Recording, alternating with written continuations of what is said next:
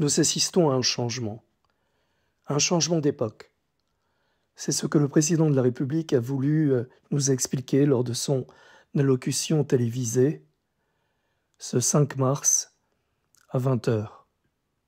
Des mots graves ont été utilisés pour expliquer à nos compatriotes la complexité de cette situation, le danger qui prévaut aujourd'hui, la menace que nous fait encourir la Russie, une menace qui est bien réelle et qui a été énumérée par le président de la République. Il y a quelque chose de terrifiant qui se déroule sous nos yeux. Pensez à cette scène surréaliste lorsque Volodymyr Zelensky était reçu dans le bureau ovale de la Maison-Blanche à Washington. Face à lui, Donald Trump menaçant, levant le doigt, accusant l'Ukraine de toutes les vilainies, et son vice-président, J.D. Vance, déchaîné, attaquant littéralement Zelensky et le peuple ukrainien.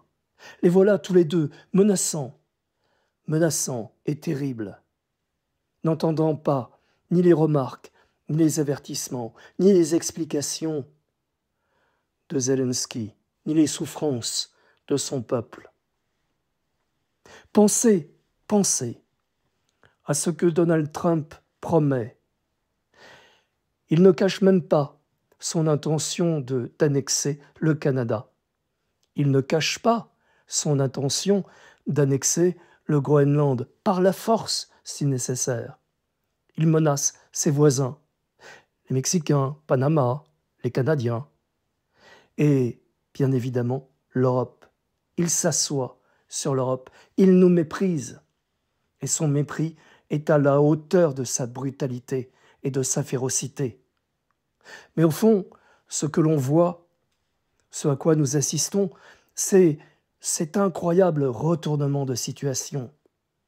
Un président des États-Unis qui n'est plus que la voix d'un maître lointain, en la personne de Poutine.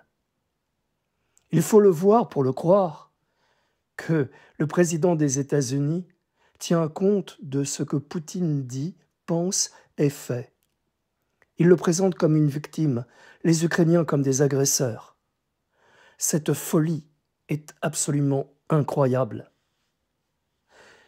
Il faut ajouter d'autres choses qui se préparent. J'ai en tête les déclarations de Donald Trump concernant Gaza. Il voudrait déplacer les Gazaouis, mais pour les mettre où? En Égypte? En Jordanie? C'est incroyable.